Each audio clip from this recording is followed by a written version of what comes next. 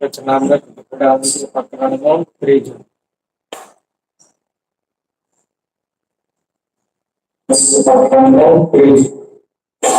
તથા ગીતામાં કહ્યું છે કે બ્રહ્મભૂત તથા ગીતામાં કહ્યું છે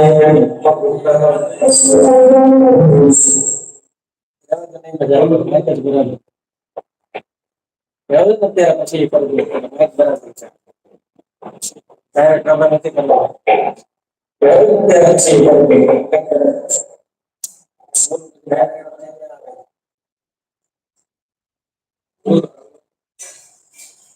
તથા ગીતામાં કહ્યું છે કે બ્રહ્મભૂત પ્રસન્નાત્મા સમાન સર્વેષુ ભૂતેષુ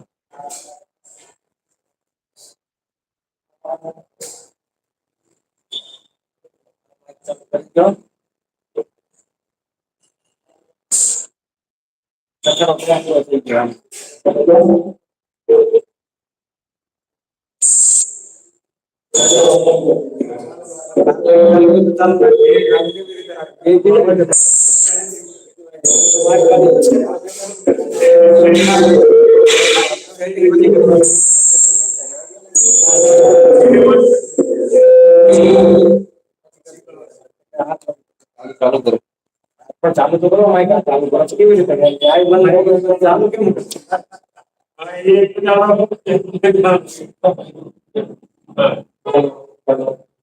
તથા ગીતામાં કહ્યું છે કે બ્રહ્મભૂત પ્રસન્નાત્મા સુચતિ કામચતિ સમા સર્વેષુ ભૂતેષુ મદ્ભક્તિં લભતે પ્રાણ ઇત્યાદિ ઘણા શ્લોકે કરી અને પ્રતિપાદન કર્યું છે જે ભગવાનના ભક્ત હોય તે જ્ઞાન વૈરાગ્ય કરીને માઈ ઉપાધિને ત્યાગ કરીને પ્રભુ દયા હોય પણ ભગવાન તથા ભગવાનના ભક્તને વિશે દયા અને પ્રીતિ તેને યુક્ત હોય છે અને જે ભગવાનનો ભક્ત ન હોય ને કેવળ આત્મજ્ઞાનને વૈરાગ્ય કરી અને માઈ ઉપાધિને કાઢીને સત્તા માત્ર ભક્તો હોય તેને તો સાધન દશાની રીતે ભગવાનની ઉપાસનાએ કરી તેવાથી એવા આત્મજ્ઞાની જેના સંગરૂપ કુસંગનો પાસ લાગ્યો છે માટે ભગવાનને ભગવાનના ભક્તને વિશે દયાને સ્નેહ થતા નથી જેમ વાયુને ને અગ્નિને દુર્ગંધનો પાસ લાગે છે તેમ જ તેને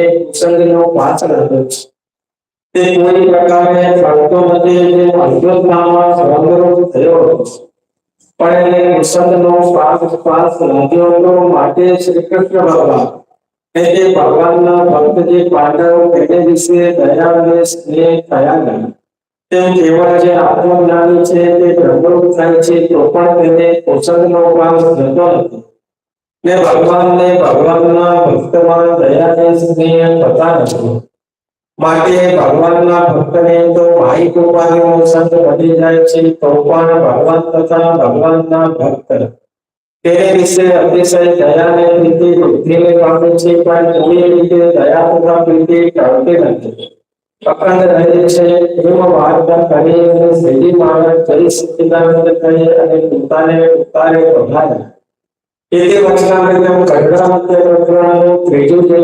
સહજાનંદ સ્વામી મહારાજ જય આપણે બ્રહ્મભૂત પ્રસન્નાત્મા ન સુચતિ ન કાંક્ષતિ એ શ્લોકનો અર્થ જોતા બ્રહ્મ ભાવમાં બે વસ્તુ રહેલી છે તે કે સંપૂર્ણ દેહ ભાવથી રહિત વિશુદ્ધ આત્મ સ્વરૂપાનુભવ ઉપરાંત શ્રેષ્ઠ સ્વરૂપાનુભવ અર્થાત મારું વ્યક્તિત્વ સ્વતંત્ર નથી પરંતુ હું પરમાત્માનો દાસ છું આ શું થયું સ્વામી સેવક ભાવ છે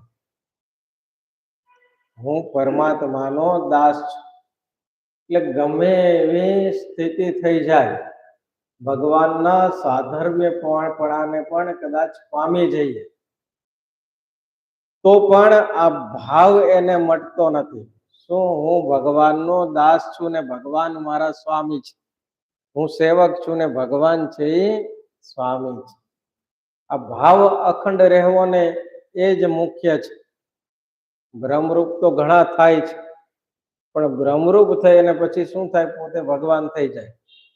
તો બ્રહ્મરૂપ થઈ જાય એટલે પછી શું? એના બધા વચનો સિદ્ધ થવા માંડે. એકવાર વચનો સિદ્ધ થવા માંડે, તમે જેમ બોલો એમ થવા માંડે, પછી આપણે કંટ્રોલ રહે? પછી અંકુશ ના રહે છે ને. શેખજીને ઐશ્વર્ય આપ્યું તો શું થયું? ગંડવા ઉપડ્યો કે આ તો હું કહું એમ જ થાય છે, ભગવાન કે એમ થોડી થાય છે ને. તરત ઓલો સ્વામી સેવક ભાવ છે એ ટળી જાય. એટલે વ્યક્તિ છે એ સ્વતંત્ર વ્યક્તિત્વ નથી, પરંતુ હું પરમાત્માનો દાસ છું એવી પોતાના સ્વરૂપમાં અનુભૂતિ થવી, તેને બ્રહ્મભૂત શબ્દથી બતાવી છે. ગોપાળાનંદ સ્વામી સમર્થ હતા, બ્રહ્માનંદ સ્વામી સમર્થ હતા, વ્યાપકાનંદ સ્વામી સમર્થ હતા. નહોતા સમર્થ? સહેજ વોલ્યુમ કરજો ને સાહેબ. એટલે આ બધાએ સમર્થ હતા. વ્યાપકાનંદ સ્વામી એક મચ્છરને ઘોડીના દેહમાં નાખી દીધો, દાહ ખાચર એની ઘોડીના ઓલામાં નાખી દીધો, કોળિયામાં, મચ્છરના જીવને. તો ઘોડી છે એ હણહણતી ઊભી થઈ. જુઓ તો આ સમર્થ નહોતા બધાય? આ બધા સમર્થ હતા. ગોપાળાનંદ સ્વામી આખું ગ્રહણ કેમ ઓછું થઈ ગયું, આ તો બંધ થઈ ગયું.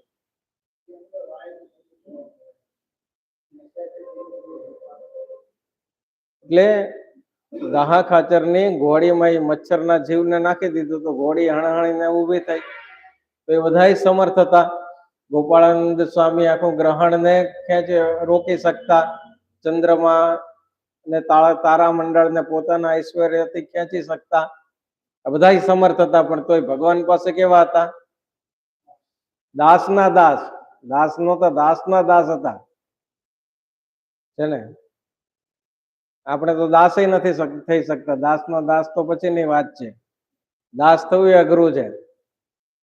હમણાં ઐશ્વર્ય આવે, જોઈએ કેટલા અંકુશ મારે. હમણાં ભગવાન ઐશ્વર્ય આપી દે આપણને, તો આપણો કેટલો કંટ્રોલ રહે? ના રહે.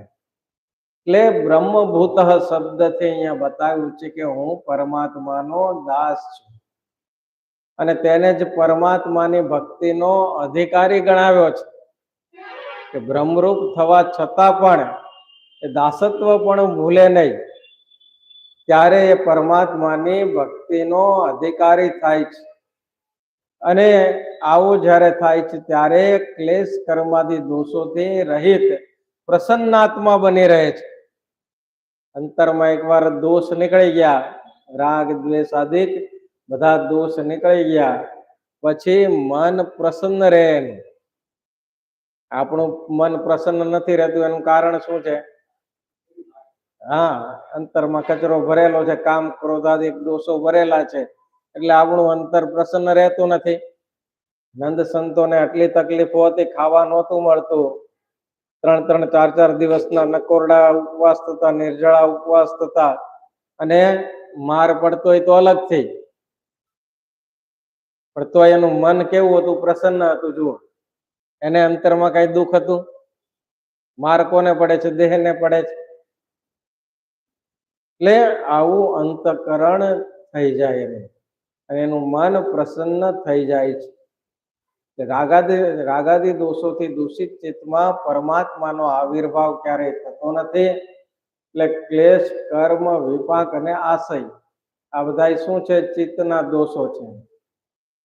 ગઈકાલે આપણે આ જોયેલું, અવિદ્યા, અસ્મિતા, રાગ, દ્વેષ અને અભિનિવેશ, આ 5 ક્લેશ કર્મ એ પુણ્ય પાપ રૂપ છે. જાતિ, આયુષ્ય અને ભોગ એ વિપાકનું સ્વરૂપ છે. આશય એટલે સંસ્કારો અથવા તો વાસના. એટલે આ બધાથી દૂષિત જેનું ચિત્ત છે, એવા ચિત્તમાં પરમાત્માનો ક્યારેય વાસ થતો નથી. એટલે પ્રસન્ન ચિત્ત થઈ, બ્રહ્મ સ્વરૂપ થઈ, કોઈ વસ્તુનો શોક કરતો નથી તથા કોઈ વસ્તુને ઈચ્છતો નથી. કોની જેમ? જનક રાજાની જેમ. જનક રાજા પોતે રાજા હતા જુઓ, તોય મિથિલા નગરી બળી ગઈ તેને કઈ ચિંતા હતી? એનું મન કેવું હતું? પ્રસન્ન હતું. એટલે ગ્રહસ્થને કોની પેઠે વર્તવાનું કીધું? જનક રાજાની જેમ વર્તાય છે. એમ ક્યારે વર્તવાનું? પછી દેહ મૂક્યા પછી? મહારાજે શિક્ષાપત્રીમાં આજ્ઞા કરી ગ્રહસ્થને જનક રાજાની પેઠે વર્તવું અને સાધુને જડ ભરતની જેમ વર્તવું. જનક રાજાની જેમ વર્તશું ત્યારે મન પ્રસન્ન રહેશે. એને રાજા હતા તો એ કઈ શોખ હતો નહીં, કોઈ વસ્તુ આવે એનો આનંદ નહીં, કોઈ વસ્તુ જાય એનો શોખ નહીં. એટલે કીધું પ્રસન્ન આત્માના શોચતી ન કાંક્ષતી. એટલે પ્રસન્ન ચિત્ત થઈ બ્રહ્મ સ્વરૂપ થઈ કોઈ વસ્તુનો શોખ કરતો નથી તથા કોઈ વસ્તુને ઈચ્છતો નથી. પ્રસન્નતાની પીછાણ શું છે કે એને શોખ ચિંતા ક્યારેય રહેતા નથી, એનું જ મન પ્રસન્ન રહે છે. એ સંસારની ગમે એટલી હાનિ થઈ જાય તો પણ એનો એ ક્યારેય શોક નથી કરતો, અને અમુક પરિસ્થિતિ પ્રાપ્ત થઈ જાય એવી ઈચ્છા પણ નથી કરતો કે હું કરોડપતિ થઈ જાઉં કે અબજોપતિ થઈ જાઉં, એવી એને ક્યારેય વાંછના પણ રહેતી નથી. નાશવંત પદાર્થો પરિસ્થિતિ વ્યક્તિના બનવા બગડવાની કોઈ પણ અસર એના મન ઉપર થતી નથી, કારણ કે એનો આત્મા છે એ પરમાત્મામાં સ્થિર થઈ ગયો છે. એકવાર આત્મા પરમાત્માના સ્વરૂપમાં સ્થિર થઈ જાય પછી એને આ સંસાર છે એ અસાર થઈ જાય. આ સંસારની કોઈ પણ વસ્તુ એને ગમે નહીં, ગમે એવી રમણીય વસ્તુ હોય, રમણીય પદાર્થ હોય, પણ એનું ચિત્ત એને જોઈને ક્યારેય પ્રસન્ન થાય નહીં. કેમ કે પ્રસન્નતા ક્યાંથી આવી છે? બધી ભગવાનમાંથી. હવે ભગવાન જ સાક્ષાત્કાર મળી ગયા પછી એને શેની જરૂર પડે? આપણને નથી મળ્યા એટલે જરૂર પડે છે બધાની. બાહ્ય આનંદની જરૂર પડે છે, ભૌતિક આનંદની જરૂર પડે છે, થિયેટરમાં પિક્ચર જોવા જવું પડે છે આનંદ લેવા માટે, બધે ફરવા માટે જવું પડે છે, હિલ સ્ટેશનો એ આનંદ લેવા માટે. કેમ કે હજી આપણને પરમાત્માનો આનંદ આવતો નથી એટલે આપણને એ બધી જરૂર પડે છે. પણ જો પરમાત્માનો આનંદ આવતો થઈ જાય પછી એને શાની જરૂર? મીરાબાઈને એ આનંદ હતો, નરસિંહ મહેતાને એ આનંદ હતો, નંદ સંતોને ભગવાનનો આનંદ હતો, જીવુબા લાડુબા એ બધાને એનો આનંદ હતો. જુઓ ભગવાનની મૂર્તિનો. એટલે જ્યારે પરમાત્માની મૂર્તિનો આનંદ આવતો જશે પછી આ સંસાર છે એની મેળે અસાર થઈ જશે, ઝેર જેવું થઈ જશે. ગોપીઓએ શું કીધું ભગવાનને કે જ્યારથી તમારા ચરણની રજનો સ્પર્શ થયો છે ત્યારથી સંસારના સર્વ સુખ ઝેર જેવા થઈ ગયા છે ને. આપણને નથી થતા કેમ કે હજી ભગવાન મળ્યા નથી આપણને. બરાબર ને? ભગવાન ક્યાં મળ્યા આપણને? મળ્યા હોય તો ઝેર જેવા થઈ જાય સંસારના બધા સુખો. જ્યાં સુધી ઝેર જેવા નથી થયા ત્યાં સુધી એમ સમજવું કે હજી મને ભગવાન મળ્યા નથી. ભગવાન મળે તો એ થઈ જાય એટલે એ બ્રહ્મ સ્થિતિ થઈ જાય, કહેતા એની બ્રહ્મ સ્થિતિ થઈ જાય. હજી આપણને માહિક સુખમાં જ્યાં સુધી આનંદ આવે છે ત્યાં સુધી એ સ્થિતિ થઈ નથી. એટલે એ માહિક સુખનો આનંદ આવતો બંધ થઈ જાય એટલે એમ જાણવું કે હવે મારી બ્રહ્મ સ્થિતિ થઈ ગઈ છે. નંદ સંતોને કોઈ માહિક સુખનો આનંદ નહોતો હતો. એ કઈ મોટા ગાડી બંગલા લઈને બેઠા હતા? સોનાના ચાંદીના દાગીના ઘરેણા પહેરતા કોઈ નંદ સંતો કઈ જોયું હાથમાં કોઈ ચરિત્રમાં? તો શા માટે પ્રસન્ન હતા? ભગવાનની મૂર્તિ હતી એની પાસે, એનો આનંદ હતો કે પરમાત્માની મૂર્તિનો રસ પીતા હતા. આપણને આવડતું નથી પીતા, ઉલટી થઈ જાય છે. આપણને તો જગતના રસ જ્યાં સુધી આવે છે ત્યાં સુધી પરમાત્માનો રસ અંદર નહીં આવે. જગતના રસમાં મન આસક્ત હશે ત્યાં સુધી પરમાત્માની મૂર્તિનો રસ ક્યારેય આવશે નહીં. વાલા એ રસના ચાકણ હાર છાસતે નવ પીવેરેલો.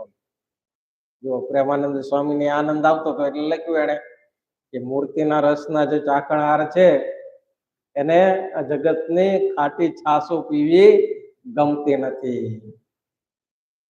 સમહ સર્વેષુ ભૂતેષુ મદ ભક્તિમ લપ્તે પરામ.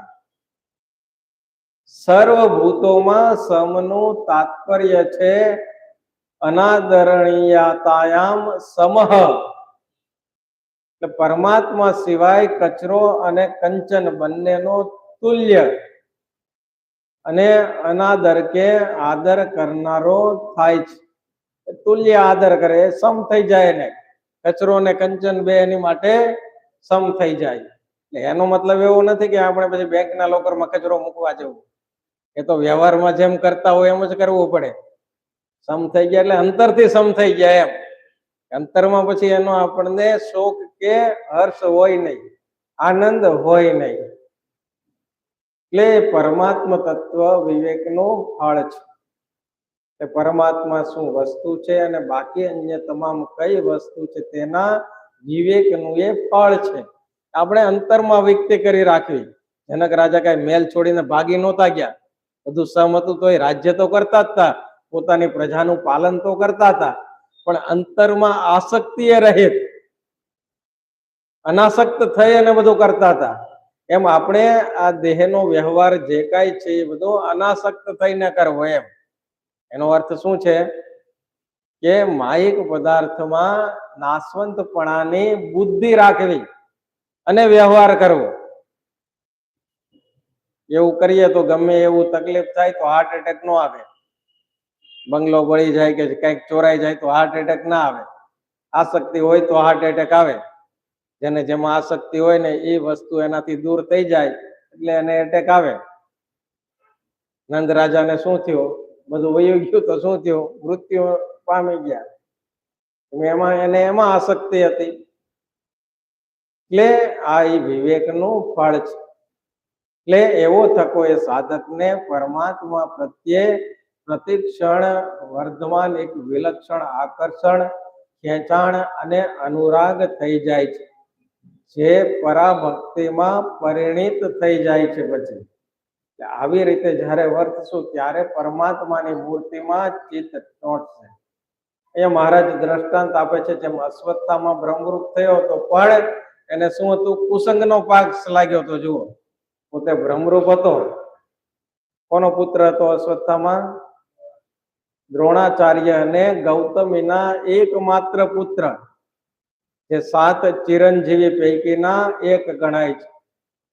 એટલે જન્મતા વેત જ એને અશ્વ જેવો અવાજ કર્યો. એટલે આકાશવાણી દ્વારા એનું નામ શું રાખ્યું? અશ્વત્થામા. અશ્વ જેવો અવાજ કર્યો એટલે એનું નામ અશ્વત્થામા પાડ્યું. એટલે મહાદેવ કામ અને ક્રોધના અંશથી મહાદેવ અંત કહેતા યમરાજા, અને કામ અને ક્રોધના અંશથી એનો જન્મ થયો છે. દ્રોણાચાર્ય કૌરવ અને પાંડવોની સાથે તેને શસ્ત્ર અસ્ત્ર વિદ્યા શીખવાડેલી. ધૃષ્ટધુમ્નને દ્રોણાચાર્યનો વધ કર્યો. ધૃષ્ટધુમ્નએ દ્રોણાચાર્યનો વધ કર્યો ત્યારે અશ્વત્થામા પાંડવો પર ગુસ્સે ભરાય અને તેણે નારાયણાસ્ત્ર જેવું ભયંકર અસ્ત્ર છોડ્યું. પણ ભગવાને પાંડવોને તે જ સમયે નિશસ્ત્ર કરી નાખ્યા. કેમ કે નિશસ્ત્ર હોય એના ઉપર એ અસ્ત્ર કામ ના કરે. શસ્ત્ર નારાયણાસ્ત્ર છોડ્યું અશ્વત્થામાએ એટલે શ્રી કૃષ્ણ ભગવાને શું કર્યું? બધા પાંડવોને નિશસ્ત્ર કરી નાખ્યા. નિશસ્ત્ર હોય એની ઉપર એ અસ્ત્ર વાર ન કરી શકે. એટલે અસ્ત્રનો પ્રભાવ નાશ થયો અને પાંડવોની રક્ષા થઈ. પાંડવોના 5 પુત્રોની હત્યા કરી ત્યારે ભગવાન શ્રી કૃષ્ણ ક્રોધે ભરાયા અને એના મસ્તક ઉપર જે મણિ હતો અશ્વત્થામાના, એ મણિ છે એ કાઢી લીધું અને લોહીથી લથબથ દૂષિત તરીકે ચિરંજીવીનો શ્રાપ આપી અને પોતાના પાપની સજા ભોગવવા જીવતો છોડી દીધો. જો અત્યારે એવી જ હાલતમાં ફરે છે. જો લથબથની હાલતમાં. ચિરંજીવી છે એટલે જ્યાં સુધી નિમિત્ત પ્રલય નહીં થાય ત્યાં સુધી એનું અસ્તિત્વ રહેશે. ધર્મદેવ ભક્તિ માતાને મળ્યો હતો ને, શ્રાપ આપ્યો તો એને. જીવતો છે, ચિરંજીવી છે તો જ મળે ને, આમ થોડી મળે. 7 ચિરંજીવી પૈકીમાંનો એક છે. તો એને અમૃત થયો તો પણ કુસંગનો પાસ, દુર્યોધનના સંગરૂપી કુસંગનો એને પાસ લાગેલો. એટલે ભગવાનના ભક્ત જે પાંડવ, એની વિશે એને દયા અને સ્નેહ થયા નહીં. તેમ કેવળ જે આત્મજ્ઞાની છે એ બ્રહ્મરૂપ થાય છે તો પણ એને કુસંગનો પાસ છે એ જતો નથી. અને ભગવાનના ભક્તમાં એને દયા અને સ્નેહ થતા નથી. કે મહારાજ કે ભગવાનના ભક્તને માયિક ઉપાધિનો સંગ મટી જાય છે તો પણ ભગવાન તથા ભગવાનના ભક્ત તેને વિશે અતિશય દયા અને પ્રીતિ વૃદ્ધિને પામે છે. કેમ કે શુદ્ધ સંપ્રદાય કરીને જ્ઞાનને પામ્યો છે કે ભગવાનના ભક્તમાં એને દયા ક્યારેય મળતી નથી. કે કોઈ રીતે દયાને પ્રીતિ ટળતી નથી, અખંડ રહે છે. આમ વાર્તા કરીને મહારાજ જય સચ્ચિદાનંદ કહીને પોતાને ઉતારે પધાર્યા. અહીંયા અંત્ય પ્રકરણનું ત્રીજું વચનાવૃત પૂર્ણ થયું. આવતીકાલથી ચોથું વચનાવૃત આપણે શરૂ કરીશું. સહજાનંદ સ્વામી મહારાજની શ્રીપતિમ શ્રીધરમ સર્વદેવેશ્વરમ ભક્તિધર્માત્મજમ વાસુદેવમ માધવમ કેશવમ કામદમ કારણમ શ્રી સ્વામિનારાયણ નીલકંઠમ સહજાનંદ સ્વામી મહારાજની જય. બોલો બોલો.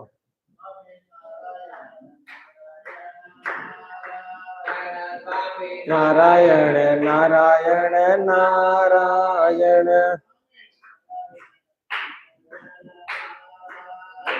સ્વામી નારાયણ નારાયણ નારાયણ સ્વામી નારાયણ સ્વામી નારાયણ